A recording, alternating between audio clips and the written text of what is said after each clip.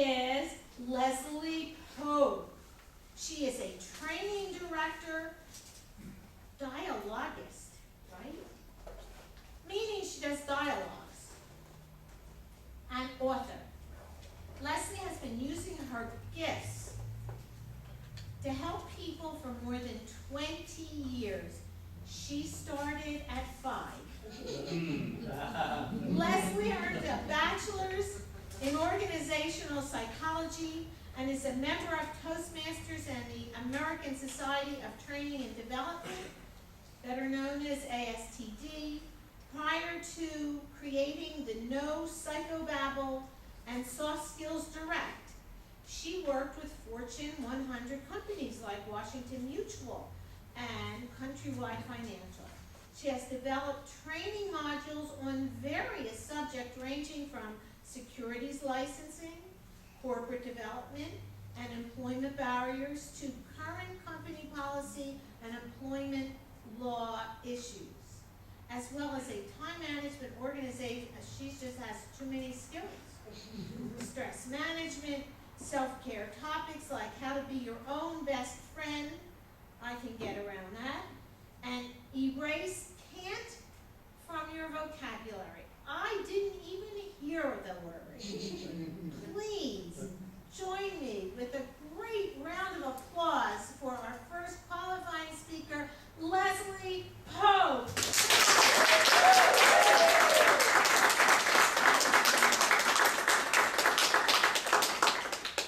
Well, hello everybody. How y'all doing tonight?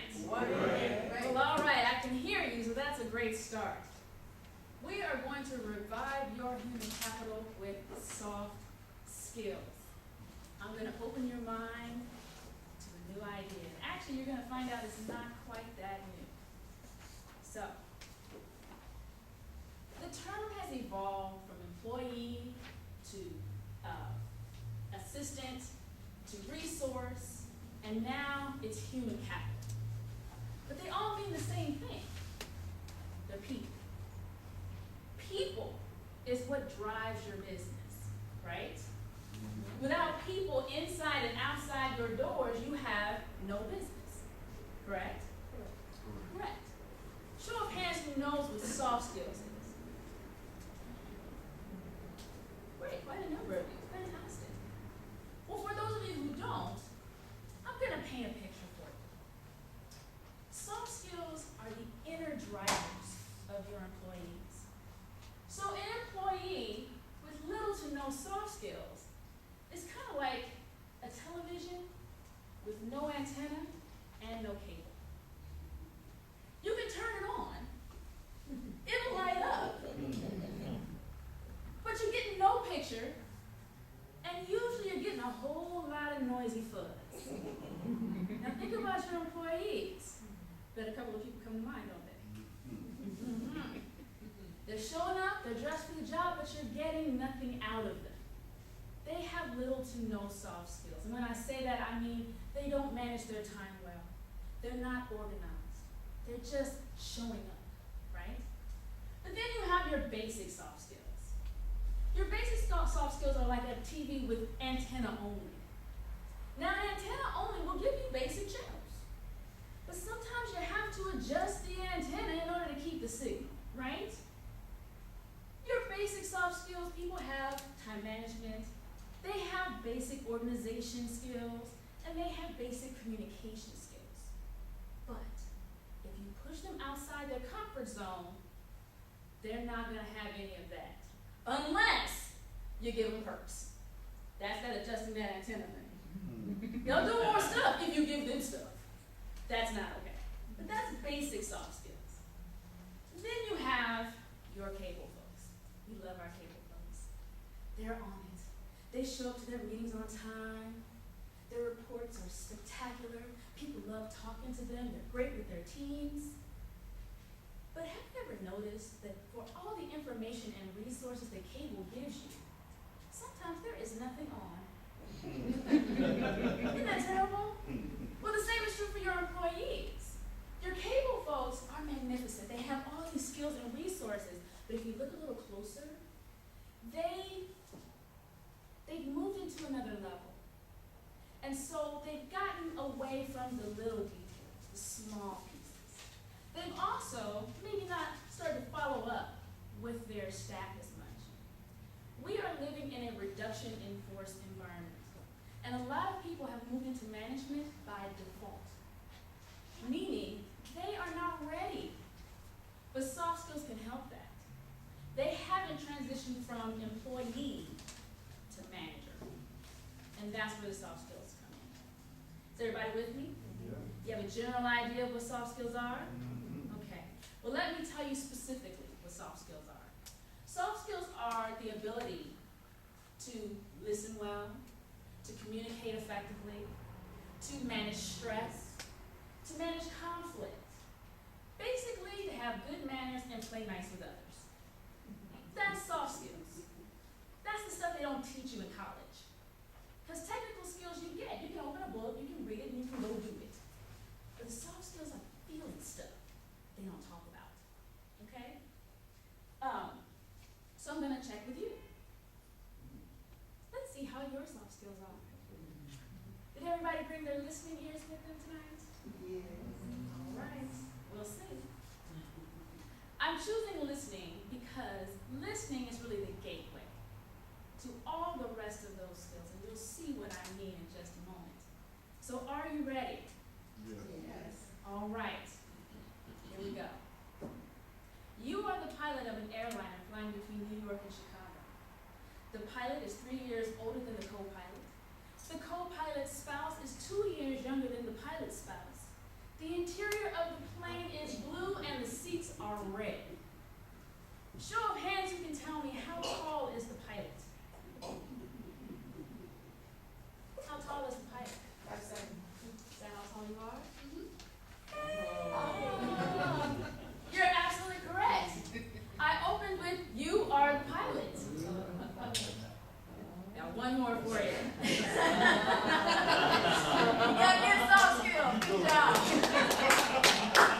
Now one more for you. Wave at me. Come on, everybody join in. Make the okay sign. You can still wave. Now with your okay sign, touch your chin. Here's your chin. Gotcha. But these are basic skills, and these are basic techniques that you can practice listening skills, because listening helps you to manage your time. It helps you to communicate on all levels of hierarchy. There's something called generational communication. It helps you to understand how to communicate across generations. It just is the gateway to all the rest of those soft skills. So if you can fine-tune that listening, that's a nice first step. And most of you are Toastmasters, and we definitely use our listening in Toastmasters, correct? Correct. Absolutely. So, now that you know what soft skills are, you're probably wondering how it's affecting your organization. What is the cost to you? When you have a soft skills issue, your people aren't happy. It truly is that simple. Now, what do people do when they're not happy? They quit, which causes turnover, which can be costly. Or they gossip and they complain to each other. That's also a cancer for your organization. So these two are problems in your environment, and they happen in just about every organization. But soft skills helps that. What is the cost? Well, let's start with turnover. Turnover can cost, for for-profit companies, up to 150% of the employee's salary package. That can be costly, especially if you have high turnover. Now, granted, we do have a reduction in force environment, but there are people that are just quitting for a number of reasons. Some people quit because of fear that they're going to get fired. Some people quit because they don't like their compensation. Some people quit because they don't like their manager. Or maybe they're bored. Believe it or not, some people are actually bored, even though they're doing 3 and 4 different jobs because we laid off 20 people. But they're still bored. They're not necessarily bored in action, but they're bored in their mind. It's just run-of-the-mill stuff. People also quit because they don't know what is expected of them. That's where training comes into it, but I'm getting ahead of myself. I'll tell you about that later. The other piece is gossip and low morale. Gossip causes low morale, which causes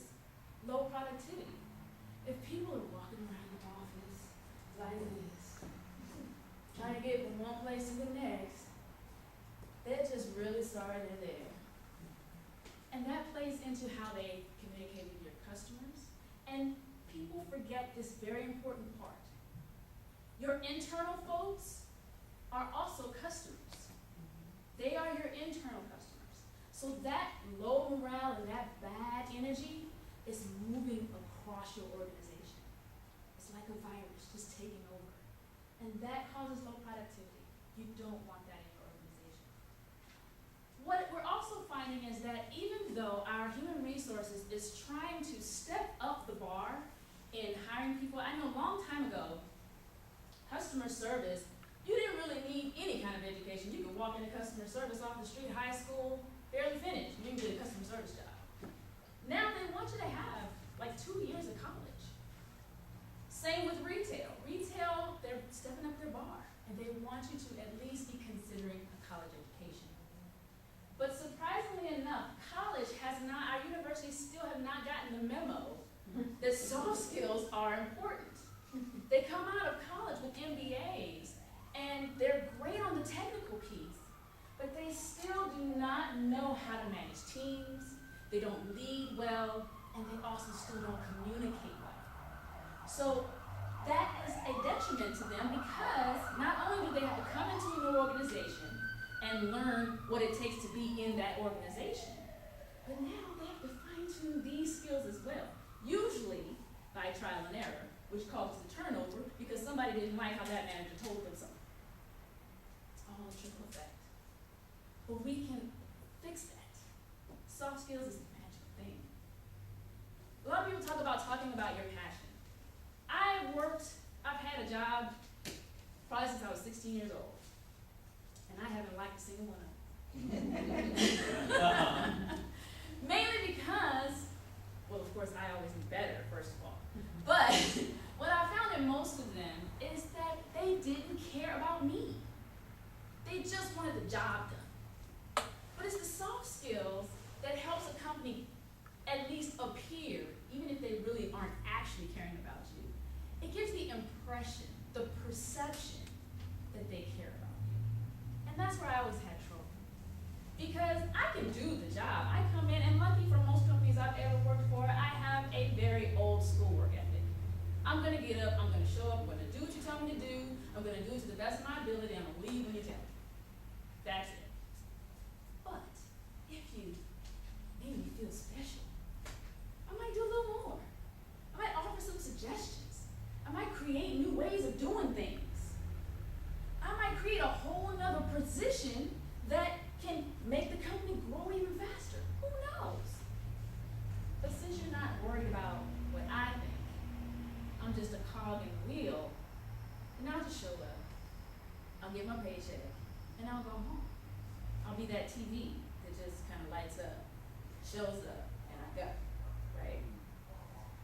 So that is the cost. People need to feel like they have a voice. They need to feel like you recognize them.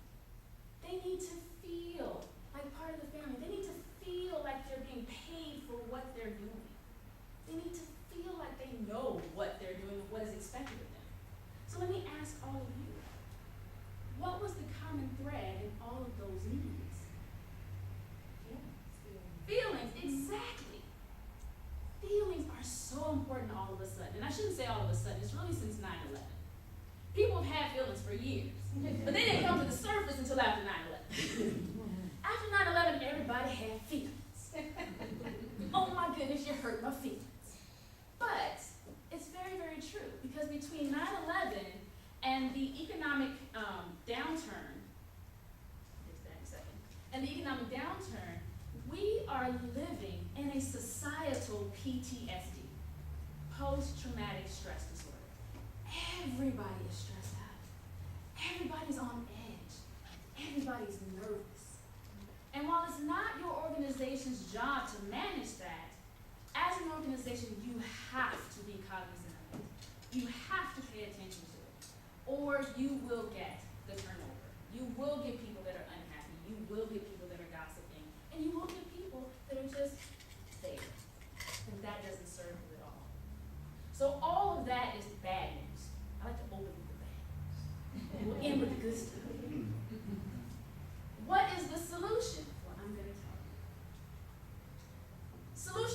one is training. Add training. And not only just adding training, because lots of companies already have training, but they build training and they have this, if I build it, the learner will come kind of perspective. Well, think about that, because there's a flaw in that plan. If your employees are afraid to leave their desk because they have so much work, when are they going to ask their supervisor, who, by the way, they're scared to talk to go and take a training class? That's not going to happen. Oh, but we have training available. That's not helpful. But if you make it mean something, if people are working towards something, because people will usually do something for something. They won't do it for the sake of doing it. You have to give, it's the what's in it for me syndrome, right? Mm-hmm. So if they get a KPI, key performance indicator, that shows up on their performance reviews, that they think or have the idea that by getting this training, they can earn more money, they can possibly move up in leadership, then they're more likely to take advantage of it. But what it also shows is that the company now has a buy-in in that employee. So that employee feels like, oh, they care about me. They want me to know more. They want to educate me. They want to prepare me for more jobs. It also helps them feel that they can move up. So that gives them a goal. It gives them a place to go. If they're just showing up every day doing the same old thing, it's like, what's the point? But if I do this, then I do this, then I do this, then they have something to work with. And that helps morale. That also gives them something else to work on. So now they're not in the break room talking about each other. They're talking about that class they just took, right? And is my friend going to take that class too? We've shifted the energy in the room, which is awesome. The second solution is solve a life problem for them. We say for people to leave their life at the door, right? Mm-hmm. You can't. Bottom line, you can't. And you can't even more now because your cell phone is buzzing in your pocket. We can't keep it on our desk and make it obvious, so we hide it. But we know what's going on. People are trying to get a hold of us because we're trying to change banks, or we're trying to close a mortgage, or our kids are trying to get into a new school. All these things are going on, and we have to tend to them. But what companies want to do is they want to have health fairs. Invite other organizations in. AFLEC, Costco, Sam's Club. All of these type of organizations, and many, many more, have reps that are looking for new clients. They'll go to your place for free. They'll sit in your break room for a couple of hours and give their people free information. It doesn't cost you a cent. But now you've solved a life problem for your folks. Health fairs are great every year, and people always look forward to them. Biggest draw. What is the biggest draw in health fair? What's the biggest draw in a health fair? The free stuff. The free stuff is one big draw, yes. What is the biggest, what can you think of as the biggest draw on a health fair? Massage chair. Massage chair! Have any of you gone to a health fair that did not have a massage chair? Was that the line you absolutely had to be in before you left? Absolutely! And that also changes the conversation in the break room, right? Did you get your massage? Oh, I'm going in too. Oh, it's almost my turn. Now the energy is exciting instead of, yeah, let me do this, and I'm so sick of that. The energy is different. That's great. So health fairs help you with that every year. And like you said, the freebies go a long way. But if you're solving these life problems for your people, guess what? Now they're not thinking about that stuff at their desk. They're actually doing the work because you've solved that problem for them. You've given them new resources, new avenues to research. That's helpful. And that also shows that you care about the well-being of your people. And that's all people want. They also want recognition. People like to see their own name. They like to hear their own name, and they like to see a big giant picture of themselves. And they don't care where. Recognition programs are great because recognition programs help people to strive for something again. Now I'm showing up to work not just to do the job, but I'm showing up to do something. I work for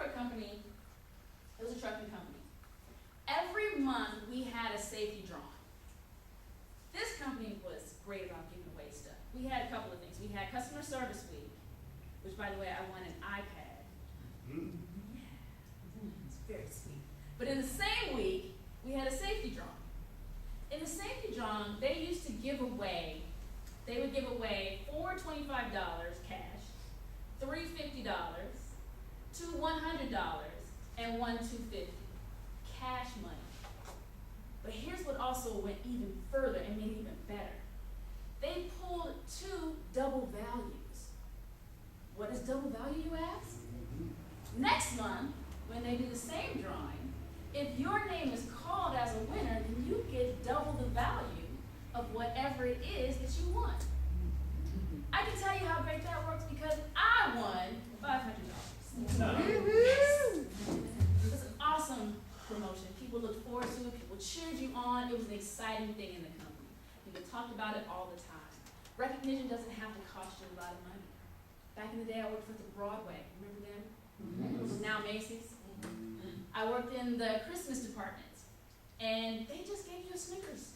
Just a little Snickers bar if you got a good review from a customer. I didn't think anything of it until I got one. I was very excited because every hour they announce who got the Snickers bar that hour. Your manager comes over and hands you a little Snickers bar. It's like a big deal. It's just a Snickers bar. It makes a difference. So these are the solutions you want to bring to your folks. So let's review. Soft skills are the internal, say it with me, internal drivers of your employees. Absolutely. Now, lack of soft skills training can result in low morale and 150% of your employee salary package. Your solutions are to create various opportunities. Create training. You don't have to have in-house training. You can outsource it. You can hire someone like myself from Soft Skills Direct to come in and do your training. You can also go online. Services like MindFlash and GoToTraining have made training super, super easy now. And again, have those KPIs. Solve a life problem for your folks and offer recognition programs. Henry Ford said, a business that makes nothing but money is a poor business. If you apply these solutions to your organization, I can assure you, you will revive your human capital with soft skills, and you will see results.